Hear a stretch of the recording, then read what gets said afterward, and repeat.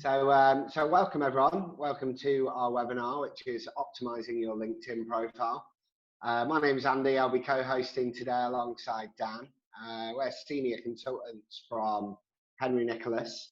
If you haven't worked with us before, Henry Nicholas are a marketing specialist, recruitment consultancy based in Bristol. So we do recruit right across the country. Thanks for joining. Excuse my setup. I was on a laptop, but I'm having technical difficulties. So I'm now on a computer and a phone that's propped up on a box of lawn seed at the minute. So hopefully the phone doesn't fall off. If it does, bear with me. I'll lift you back up and stick you back. Yeah, I mean, obviously Dan and I, we're not Zoom experts. There might be one or two technical glitches, but we'll muddle through it together. A few housekeeping things to start with. You are currently on mute. And you will remain on mute even during the Q&A, which will happen at the end. Do post any questions you've got in the chat function, which you can do at the bottom of the screen. We encourage you to ask questions as you go so that you don't forget them. But we will address all questions at the end of the webinar. If you want to ask a question anonymously, you can post it directly to Dan or I. Or if you're happy to do it publicly, then just post it in the group. We all know the score by now. After 40 minutes, Zoom might well kick us out. If that does happen, just click the link that Dan sent out, and you'll be readmitted. So hopefully you know where he's there. It should run smoothly. It happened in the last webinar we did, and it was pretty easy to get everyone back. Also need to flag up that we are recording this session for our YouTube channel. So in case you've got any issues with that, now is the time to leave, but hopefully not. Hopefully you're okay with it. We will aim to whiz through this in about half an hour, but generally overruns a little bit. And of course, we are happy to stick around to answer any questions that you might have. And again, everyone knows the score by now, the joys of remote working. Sorry if you do get my girlfriend or puppy in the background, or Dan's kids or wife. Just the joys of working from home, isn't it? So what we will cover today, so we'll talk about why setting up your LinkedIn profile is so important, especially when job hunting. We'll run you through setting up your LinkedIn profile. So we'll look at image, contact details, headline, which is like name and job summary, the summary section, which LinkedIn call the about section, work history, skills, recommendations. And then I'll pass over to Dan, who'll talk you through promoting your profile once it's set up, growing your connections, your dashboard, privacy and open to ops, LinkedIn versus CV, and that's when we'll go on to the Q&A from there as well. So let me just share the first slide then. Okay.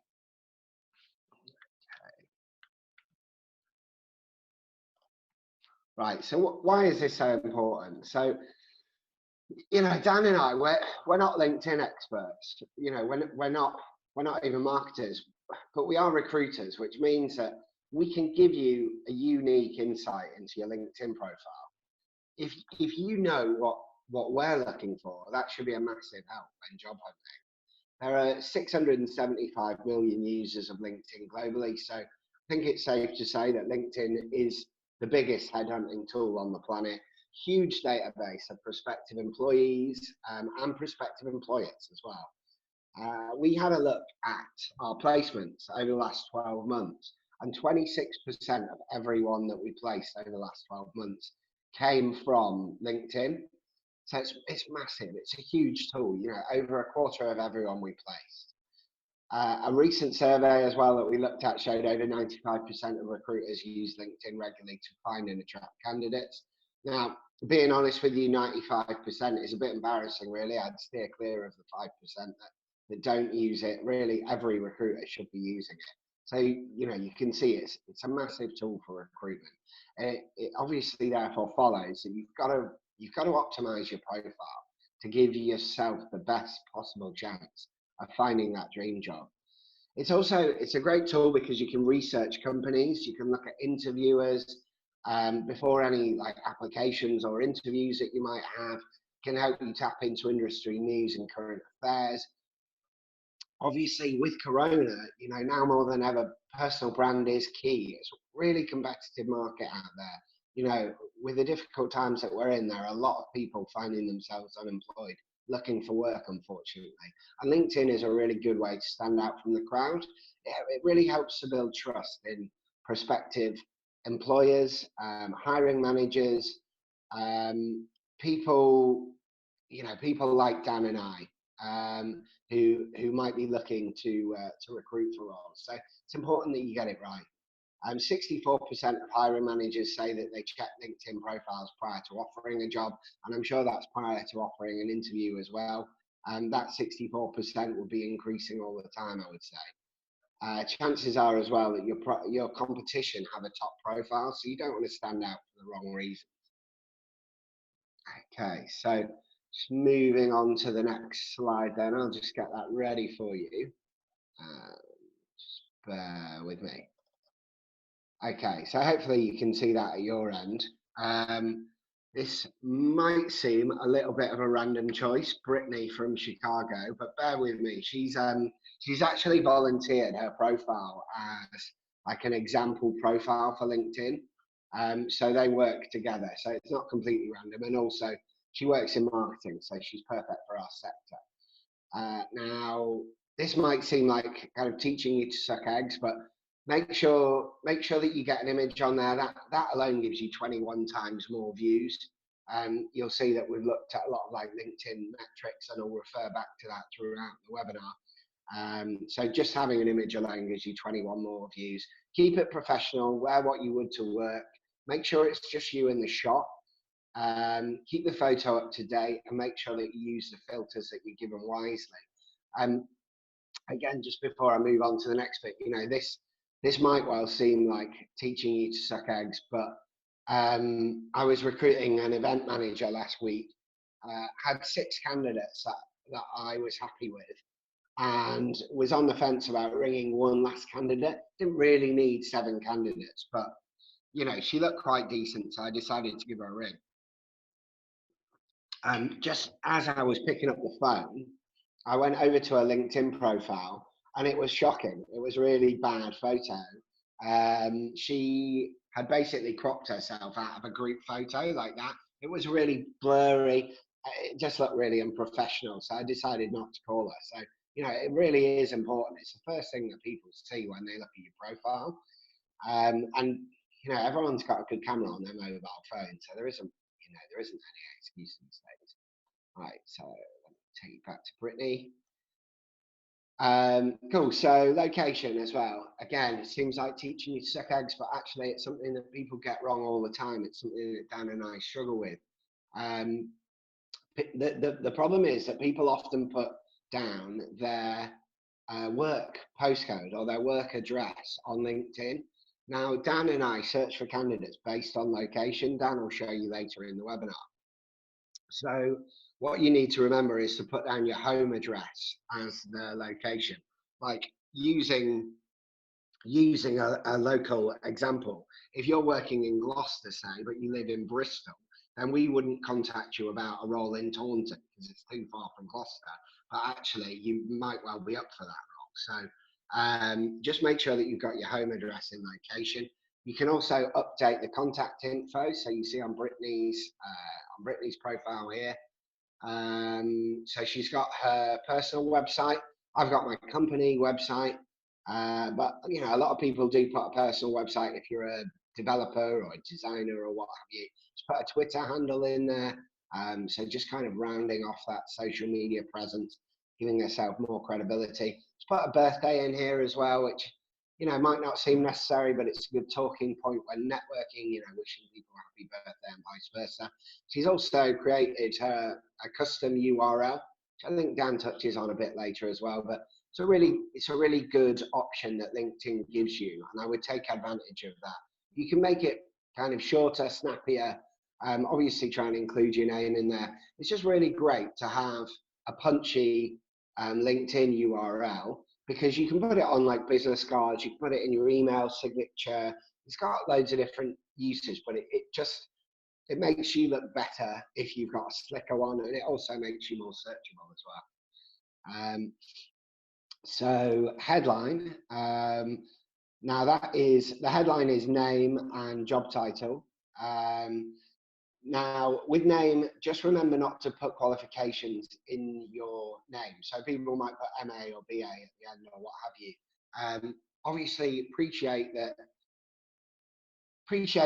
you know you're proud of your qualifications, but if you do put MA at the end of your name, it makes you really hard to search for in LinkedIn. So it's not a good idea. Just keep it as first name and surname. Likewise, job title. Again, it's really important. Brittany's just put down account director, and that's what I'd recommend. LinkedIn say to put down like a kind of a catchy job title that helps you stand out from the crowd. You know, there's obviously thousands of account directors in the UK, so they're saying differentiate yourself through your job title. I would actually say don't. I would warn against that. Again, the reasoning being that Dan and I search for people based on job titles. Sorry. So if we're looking for an account director, we might search account director or senior account manager. If you don't have account director in your job title or account manager or senior account manager, you're not going to come up in our search. So just be careful if you do try and tailor your job title. You know, if Brittany puts something along the lines of account director managing globally iconic brands, that would be fine because a job title's still in there. You get the idea. Summary section, so that's the about section. This is it's kind of it's similar to your CV in that you want to remember to use keywords. You want to make it compelling. Remember about first impressions. You can define yourself in your own words, showing career highlights. You might want to include figures to quantify achievements. You know, everyone can say that they're a good social media manager, but not everyone can say that they've increased followers by 12,000% or what have you. You can also show passion. Here, what Brittany does well is she's got B2B and B2C in there. That's something that Dan would search for and I would search for in terms of keywords. She's also got marketing in there. Again, another really good keyword. She's put that she's good at Microsoft Office. I'd probably avoid that because really everyone should be pretty good, you know, unless you're real hotshot with Excel, which might be worth shouting about. But she has put in Adobe Creative Suite as well. So Photoshop, Illustrator, InDesign, that's all really good stuff. That's specialist software Dan and I might search for. She's put about CMS systems, CRM systems, email marketing platforms. Again, everyone's different, but make sure that you put in your kind of specialist knowledge in there. So it might be SEO, might be PPC. If you're a marketing automation specialist, it might be Omniture or Marketo. You know, there's loads of different software out there. If you're a specialist in that software, that's the place to shout about it. Just moving on to work experience. So again, it's a bit similar to a CV, but you don't need to go into as much detail. What Brittany does well here is she's got a continuous timeline of jobs. So you can see that she leaves Grid Connect in June 2019 and she joins Lever Interactive in July 2019. So I guess what I'm alluding to is that you just don't want gaps in your CV. Also, you can see here that she's gone from marketing manager to vice president of marketing. Again, you want to show that progression. Do highlight each job role that you've done within a company because, you know, we've had hiring managers that have not interviewed people because, you know, it looks like on their CV, they've gone directly from a marketing executive to a marketing director, for instance. And that's just raised too many questions. How could they possibly have done that? But the candidate quite innocently has just, you know, not put that progression within the company. So there's no kind of collusion. It's just they've done it quite innocently, but it has raised a question in the hiring manager's mind, and that's exactly what you want to avoid. So try and share a continuous kind of timeline of jobs. Here she's also kind of bullet pointed some key experience again. And again, it's a really good opportunity to put in keywords. I like the fact that she's done bullet points. Remember when you're filling in your CV and your LinkedIn profile that people, to be honest, are a bit lazy. They want to cut to the salient information quickly, and bullet points help to do that. Again, she's highlighted content management systems, email marketing systems, social media expert. So it's just another good opportunity to drop in your key experience, helps you stand out from the crowd. Moving on then to education, just put in your education, whatever that might be. Again, it rounds you out as a candidate, makes you look more credible.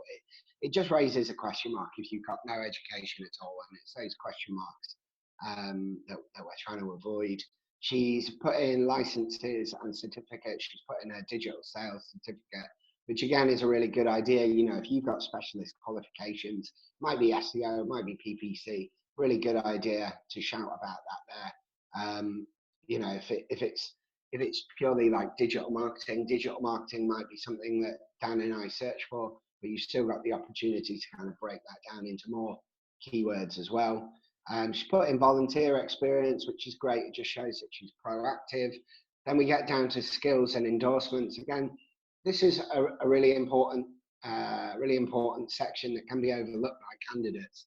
LinkedIn recommends that you have at least 5 skills. That actually makes you 33 times, more searchable in LinkedIn. So do put in at least 5 skills. It's a really easy win. And again, those skills are searchable by Dan and I.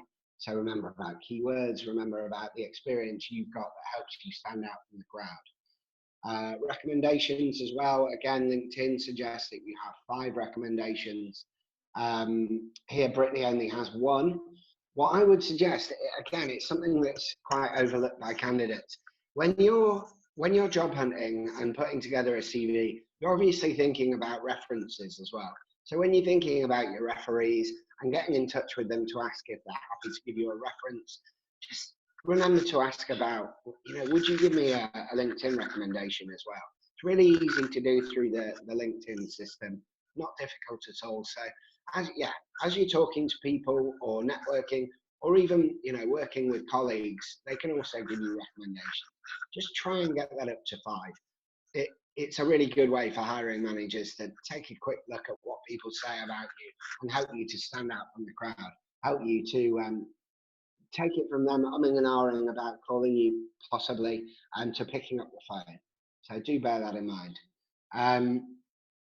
Just lastly as well, I can't show you on Brittany's profile because it's only shown on your personal profile, but just here where it says highlights on Brittany's profile, when you're editing your own profile, LinkedIn gives you a profile strength bar. It's just a really useful way to see what you need to fill in, what you've got left, the gaps that you've got left on your LinkedIn profile.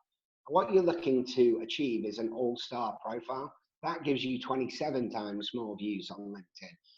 And like I say, it's a really good feature of LinkedIn. It just takes you from beginner up to all-star gradually and shows you where the gaps are.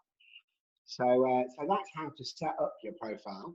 Now I'm going to pass you over to Dan, who's going to take you through, once you've set up your profile, how to really make the most of it. So over to you then, Dan. Thanks a lot, Andy. So yeah, Andy's talked you through how we have sort of built your personal brand on the LinkedIn platform.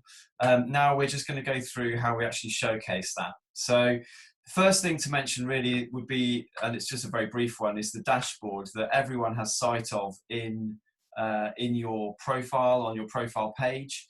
And on that, you can basically just see who is viewing your profile. There's 3 key things that you can see. You can see post views, searches that you've appeared in, and then the profile views that you've received. Now, on a free license for LinkedIn, you can see the last 5 of those for each within the last 90 days. And then if you've got a paid for license, like we've got a recruiter license, which we pay a subscription for, you get an unlimited sight of those people or those metrics within the 90-day period. So that's just a nice little feature for you to start looking at, the analytics behind, how you're growing your network and who's viewing you and the sorts of people that you're connecting to. The other thing before I go on to how methods that we can actually grow our connections, it's useful just to keep a regular tally or a check on the number of connections that you have, which everyone has sight of on your main profile page. I think once you get to about 500, it just says 500 plus. But the key thing here is that you want to appear credible. You want to appear like you are active on the platform. So it's really, really key to grow those connection numbers as quickly as possible. So the ways that we can do that, and one of the first things that is worth doing is using the LinkedIn email sort of address book tool that comes as part of the package for every license, for every license, be that free or paid for. Which basically just allows you to connect to everyone that you already know. So everyone that you might have in your address book, it will send an email out to those people to connect to you on LinkedIn. So they're the people that you already know. It's an easy win. It's an easy way to get lots of connections. And when you start sort of connecting more on an ad hoc basis, so people who you're liaising with or you're connecting to just ad hoc, you then want to make sure that you are sending just a very brief personalized message when you are linking into them. Just you've got more chance then of them actually accepting that request if they don't necessarily know you. You've not met them face to face. You're less likely for them to actually click that they don't know you, or that they'll just leave you in limbo. So there's two things there. The next thing that you can do is to actually post or use the platform and post content quite regularly. We've been looking into this, and we're doing as a business, because due to the downtime at the moment that we've got in our day-to-day jobs, we've been doing a bit of research and reading into this, and it seems like the sort of optimal is around sort of once a day, really. That if you're posting something, be that a blog, an industry article, an opinion piece, or anything really, you want to try and mix it up. So you want to try and have something that's maybe a little bit light-hearted, maybe something that's a little bit more serious, or an industry-focused piece, or some sort of content that you've actually created yourself. That just to mix up the content that's going out there. The reason for this is mainly that you're going to LinkedIn is going to and the reason for not over posting or under posting is that you want to LinkedIn's algorithms that sit behind it will mean that if you deviate too much from that, then you're actually penalised, and your reach across the platform and your posts and articles and reactions aren't actually going to be included in people's news feeds that come, that they're on their main dashboard. So that's something to really think about. The other thing, linking to that, when you are posting content, or you're writing a blog and you're doing a little intro when you're writing an entry into LinkedIn, is to add hashtags. Now this is just I'm sure everyone these days knows what they are, but it's a trending topic.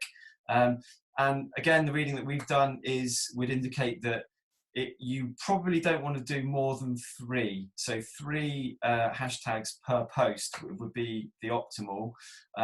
If you do more than that, LinkedIn will probably penalise you in the sense that it won't give you the visibility across the network. So that's something to think about. The other thing that you can do to boost your connections is really just to engage with your existing connections. So when you're on your news feed, when you're talking to people, actually, and this is something I'm guilty of, I'll actually spend some time on there looking at stuff, and you actually need to contribute and make sure that you are sharing, liking, and adding your comments and your thoughts and opinions, because I think that is something that LinkedIn, it certainly does drive traction in this sort of snowball effect of visibility across the network. The other thing you can do is to promote your LinkedIn profile on other social platforms. So if you're using Twitter, if you're using Facebook or whatever, obviously remembering that LinkedIn is a professional networking tool, which I think is important to remember. But you can direct people to you from other social networks. The other thing you can do is to join groups and actually have relevant conversations and contribute to those groups. So that's something that is an easy thing to do. In the industry that you're particularly in, or any interests that you've got, join those groups and be an active member of those. Just had a message come up, so we are going to get kicked out of Zoom in about 9 minutes. So I'll pause and we'll join back in. If you just click the link again, got about 9 minutes, but just to give you a bit of a heads up. The next thing to do is, and Andy touched on this earlier when he was talking about customizing your URL when you're building your LinkedIn profile, and that is something that we use all the time. And I think that it's something that adding that customized URL to your CV is a really good thing to do. When we upload CVs to our CRM system, we are really interested in linking into all the candidates that we're managing, so that they can have access to our content, and we can obviously see what you're doing, what you're up to, and engage with you. So if you put that customized URL on your CV, that's just a really easy way for us to instantly connect. The other thing you can do is to share job postings on your profile. So, for instance, if you're in a job at the moment, you're obviously not going to want to share jobs that that you're directly interested in, because you don't want to give yourself any competition. But if you're in a team who are recruiting, or within the company, it's LinkedIn. That's what this platform is there for. So absolutely post that into your feed, and by the very nature of the platform, that's a really good way to drive traction and engagement, and consequently boosting your connections. One sort of case in point really on that we can give an example of a positive example of how this has all worked for someone, is that there's a candidate that we know of. We've known of her for about 2-3 years, and she was in the unfortunate position of being out of work just before the coronavirus sort of crisis came and hit, and obviously with the lockdown measures that were introduced 7 weeks or so ago now, she was in that position of being out of work. She's a regular user, prolific user of LinkedIn, and regularly posts, comments, shares, and helps other people within the platform. And so she posted out a post asking for help to really galvanize LinkedIn and her following to help her to find a job. She after a couple of weeks of this, and then this one particular post that had huge traction, she received, I think, about 250,000 views of this one post alone, and it went, it almost went viral. She last week or the week before last, she was offered 2 jobs. So it's a really good success story where if you are engaging with your connections, if you are posting regularly, relevant and insightful stuff, then the platform can really come up trumps and do what it's there to do. I'll just very quickly touch on, before I go into a few examples of screen sharing with you, I'll just touch on the difference between connecting with someone and following someone.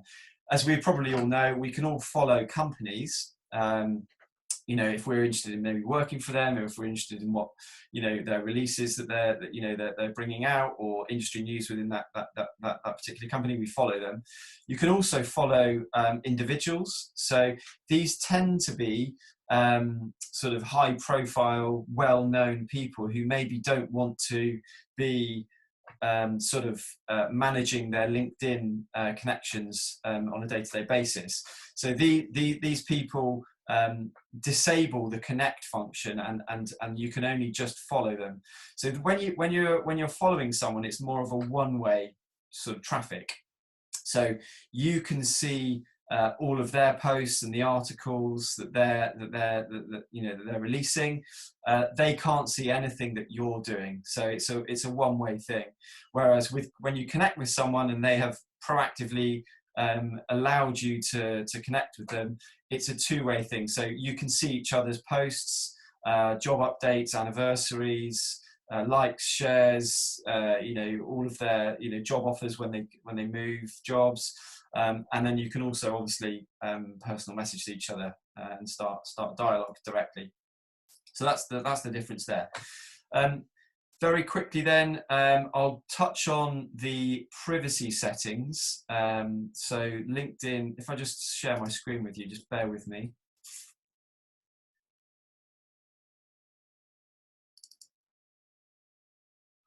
So hopefully you guys can see this. So I've got my profile open here.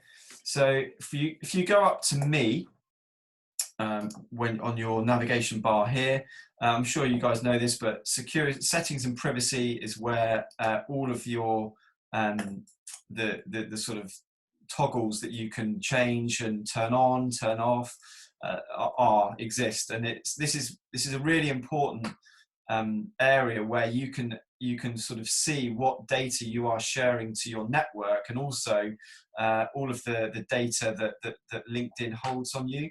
So in the days of GDPR and the scrutiny around that, this is a really important thing to make sure that you're happy with all of this. I'm not going to go into all of the details around here because there's a huge amount. But one thing I would just sort of point you to, which would be your job seeking preferences. There's a huge range of things that you can change here to talk, to indicate what sort of information that you're happy for LinkedIn to view and display to your connections. So I'll highlight one key thing here, which is the open to opportunities section, which if I go back to my profile here, when you are building your profile or whenever you want to, you can change your open to opportunity status. Now, this is here. So if you click get started, the reason you might want to do this is if you are you've made the conscious decision that you are interested in moving jobs, but you don't necessarily have a CV ready to go. You're not quite ready to go onto the job boards. This is something that you could do. Obviously, you can do this alongside all of those things, but this is an early step that you can do to basically show those people who have a recruiter license that you are interested in starting to look for work, and thereby you are more likely to receive messages proactively from people like us. So we've got a couple of minutes left. I'll just very quickly whiz through this. I think you can add 5 job titles. Again, linking back to the keywords that Andy has talked about, that we talked about in the other webinar that Mark and Tony delivered. I would absolutely advocate filling these in. And again, don't be too crazy with the job titles that you're thinking or that you're looking to add. Again, they'll be in a drop-down menu here, so that there'll be preset ones that you have to choose. But think about things essentially that you want us to be searching. So add those 5 there. Add the job locations. Again, Andy touched on this. As long as you're adding your postcode, you can add multiple locations. You might be interested in working in dual locations. And then also you can click these. I think you can click multiple job types that you're interested in. Then before you click add to profile, very importantly, you can click this down arrow here, and you can check who is accessing or who is able to view your open to opportunity status. So if you click this, it will be only those people who have a recruiter license to be able to view that. If you click this, then everyone will see that you're open to opportunities. It will be just below your name on your main profile. One thing to note here, you might be slightly concerned that someone in your business, in your company, be it your manager or someone in your HR team, has a recruiter license. LinkedIn has got a kind of a fail, or not fail safe, but an option here that should mitigate anyone in your current company seeing that you are open to opportunities. Obviously, you don't want to jeopardize your current existing job by letting anyone know that you're looking for a new one. But the LinkedIn does this by assigning a unique ID to your company, and when you add that company onto your LinkedIn profile, it matches with your boss or your HR person who's got the license, and your open to opportunities status won't be visible to them. So that's just a little fail safe that LinkedIn will put in there. One thing that I would say is that it may not be foolproof. So it might be something that you don't necessarily want to rely on, just to keep in mind. The other thing is we think that the open to opportunities status will turn itself off after around 90 days. So anyway, once you're happy with your status, you click add to profile, and then that will start showing and being displayed to people like us, so that we can see, and then obviously you're going to be more likely to receive a message. So what I'll do now is I will stop showing this, and I will share a sort of a dummy search, really, just to give you a bit of an insight around what we would, or how we search and what we see as search options when we're looking for people, when we're looking to shortlist for a particular job. So I'll quickly share this screen with you. Bear with me. So as you can see, this is a dummy search that we've done, but this is on the Recruiter platform that we use on a day-to-day basis. We're scanning through lots and lots of people.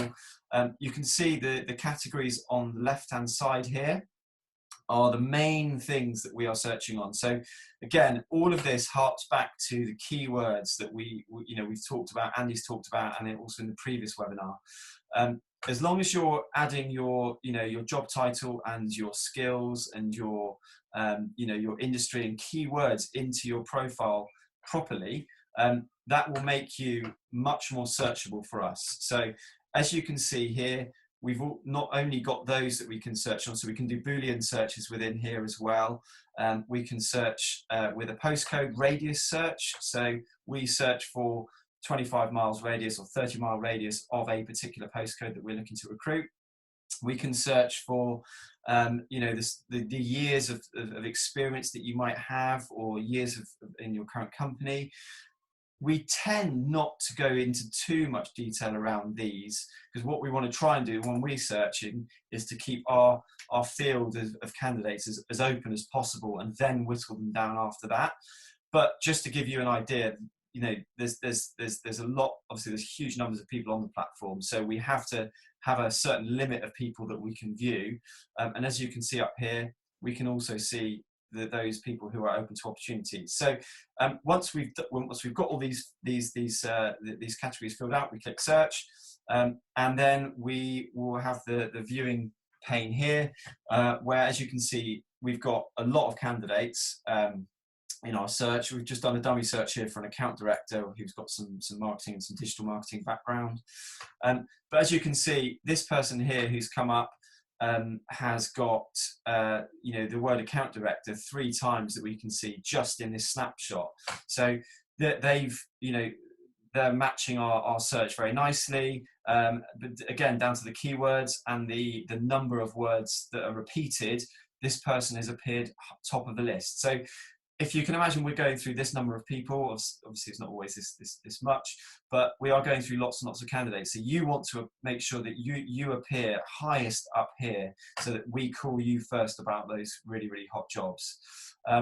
Again, we can also search on, or we can prioritize our search by maybe contacting these people first, because they have indicated that they're open to opportunities. So there's just a very quick snapshot into our day-to-day view of what we see when we search for candidates.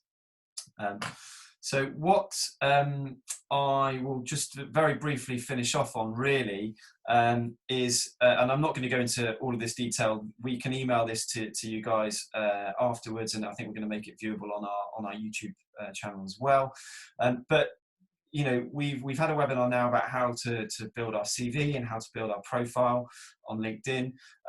As I'm sure you can appreciate, there are going to be similarities and differences with the methods and the ways that we do this. I'm not going to go into all of the detail here, but your LinkedIn profile, clearly you've only got one LinkedIn profile, so you need to make sure that that is generic enough to give a true or be a true representation of you, but also sell you in a succinct way. So the formatting is going to be slightly shorter, whereas a CV, you might well have multiple CVs. You know, we talked about this before, where if for each individual job that you go to, you will need to tailor your CV to each role. So, you know, you're going to have more than one of those. The formatting there is going to be longer. The tone is going to be more formal. Your LinkedIn is really your market. It's a really powerful marketing tool because you've got those recommendations, you've got those skills that you can be endorsed for. It's a real-time snapshot of you. So it's really, you know, both the CV and your LinkedIn profile are as important as one another. There's never going to be a situation where a CV has become redundant. Hiring managers will always want to see a CV, but that LinkedIn profile could be that chance where you get us on the hook, and then we then start dialogue with you, and then start to request your CV, and then we go from there. So the purposes of your CV and your LinkedIn will overlap, but you know, I hope this webinar has demonstrated the importance of your LinkedIn profile as particularly in a candidate-driven market, or where we're maybe approaching candidates who are passively looking. It's so important that you maximise your LinkedIn profiles to you know, to make sure that you're searchable, and you know, ultimately you're going to get that new job. So hopefully that's helped you guys. I'll just I think we're going to go to questions now. Again, apologies that we had the slight pause in the middle there, but if anyone's got any questions, do fire them over to us now. So in the last chat that we had before Zoom kicked us out, Steve asked a question, which was, let me just try and remember. It was, the more likes and shares and comments that you make, does that positively impact the reach that your posts have? Now, they're two distinct things. So the way that you need to look at it is, when you're liking and commenting on someone's post, it's about being front of mind, like you would at a networking event. It's about creating a good impression, so that people remember you, so that when someone is hiring, and they see your application, they see your CV, then they remember you in a positive light, and that puts you in better standing in the process. Hopefully they're more likely to interview you. LinkedIn, in terms of your own posts and how to extend the reach of those posts, LinkedIn has quite a complex algorithm that people have been trying to get their head around for years, to be honest. It changes all the time, and actually at Henry Nicholas we've been trying to work it out ourselves. Really, each post it stands alone, and it comes down to a whole load of different factors. So how many likes and comments your post has received in the first hour. If it's received a lot, then LinkedIn makes it go into more people's feed. If it keeps getting likes and comments, then it snowballs and snowballs, and you can end up with, you know, Dan used an example of a candidate that we worked with. She got 250,000 views on one post, which is, you know, incredible. Likewise, you know, there are other things, like if your post has a link away from LinkedIn, so if it links to your personal website, then LinkedIn penalise you for that because you're driving traffic away from LinkedIn. So there's loads of different factors. It takes quite a lot of research to get your head around. But to answer the question, Steve, no, the likes and comments that you make on other people's posts don't impact the impressions that your personal posts make. Each one of your posts is standalone, and you know, the likes and comments that you make is more about being front of mind in other people. I hope that answers that one. Cool. I think we've got another one here as well. So, are recommendations better than endorsements on LinkedIn? And should I upload my CV to LinkedIn? So, two questions there. So first off, I think I suppose from my perspective, I would say that recommendations are better than endorsements. It's very easy for someone to endorse a skill for you. You can list those skills that you've got on your, as Andy's talked about, and request for people to just they just need to click a button to say yes, I endorse you for that particular skill. Whereas it takes it's a lot more personal when someone is actually writing something about you as a recommendation that is visible for everyone to see. Obviously, the skills are visible for everyone to see, but it's a more personal, it's a more specific, it's a more detailed way for someone to add some or be your advocate. So I'd say personally, I would suggest that recommendations are better than endorsements. And also you can, when I think Andy mentioned, you can ask people on the platform you can request people to or ask them to recommend you. So you can, make it easy for them. You can just sort of hint at the things that you might like for them to say. But it really does add a real weight of positivity for your profiling. Would you agree with that one, Andy? Yeah, I would. I think that's a fair. Yeah, I think you've covered it off well. I think the recommendation is basically a reference, and the endorsement, it means less because it's just a tick box at the It's a end of the click day. tick, isn't And it? Yeah. actually, people that don't know you often endorse you for skills that you may or may not have. So I don't think it's rated as highly I endorsement. agree, yeah. And then the other question that this person's asked is, should I upload my CV to LinkedIn? So there is the feature, and we do see that from time to time where people will upload their CV onto LinkedIn. I think you can do that. One of the ways you can do that is in the security and settings and privacy part that I touched on. So you can upload the CV, and people upload that as well as things like portfolios and work examples, or links to other work that they've done.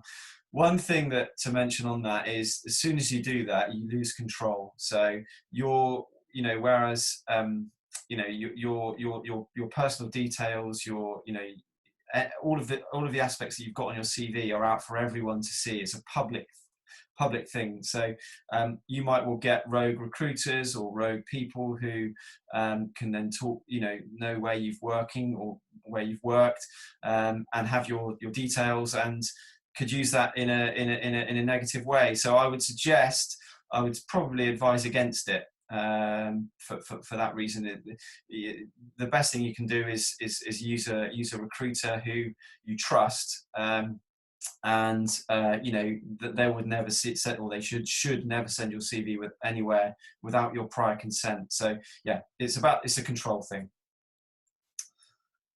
So yeah, have we got any other questions? I think that's it. I think that's all the questions. Hey Dan, is it all right if I have a question? Oh yeah, of course. Hi, yeah.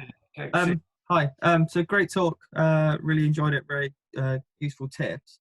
The question I've got, so when you look for a job, sometimes you got out of 10, like 7 out of 10 of keywords on the right hand side.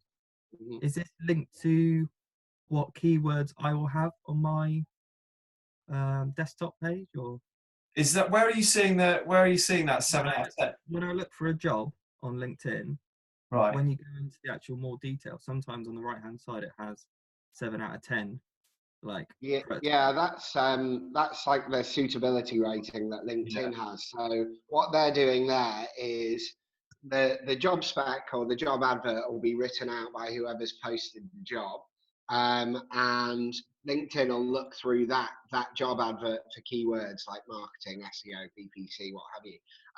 Then it'll look on your LinkedIn profile and go through. So skills, summary, job title, and it'll look for all the keywords and it'll give you a rating of suitability. So to be honest, it's pretty arbitrary, and like I wouldn't put too much weight into that.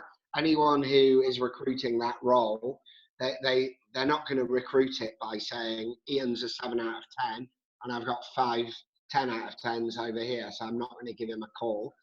Anyone worth their salt is going to look through your profile carefully and see whether you're a fit or not. So it's just to try and make life easier. LinkedIn's just trying to be more user friendly by giving a rating, but it's fairly arbitrary, as I say. Okay, perfect. Thank you. Cool. Good stuff. So yeah, I think if we don't have any more questions, then I think that was up. I'll just very quickly just point you guys to this slide here, and as I said before, we are going to be releasing this this webinar onto our YouTube channel. So hopefully everyone's found it useful, and please do. You know, for all the reasons that we've given, engage with us on our channels, on our LinkedIn company page. Follow us on Twitter. We've got an Instagram account as well, which is mainly used for our sort of growing our own team. But absolutely follow us on all of these channels. We've got another webinar that's going to be developing in this series of webinars that we're going to be talking about next week, which is focusing more around interviewing and being interviewed. So it sort of develops nicely on this route. But yeah, thank you very much indeed. And if you have enjoyed it, please do comment and and like our statuses in that we're putting out on LinkedIn particularly.